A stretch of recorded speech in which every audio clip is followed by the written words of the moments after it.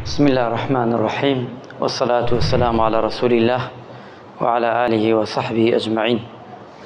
بيغمري خواه صلى الله عليه وسلم فرميت: من قال إذا خرج من بيته، واتا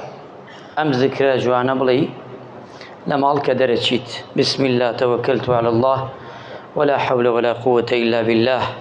أجر أمتوت الله كافية بوي بو مروفة أما بسيتي أو روجة كلام درجة الله أما أبيت معي أوي أي باريزي لحمو خرابيك لدنيا دا، وأبيت معي أوي شي أي باريزي للشيطان. واتا سيد دسكوت هي أجر أم دعاء بكي سيد دسكوتت هي دعاكت بتايبتي كبيانيان درجي كدقريتوا ومالوا هم درجيت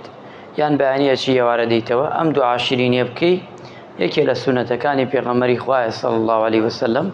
أتبارزي لخرابي دنيا ولخرابي شيطان دورو بركة خواه رحمه ملائمك.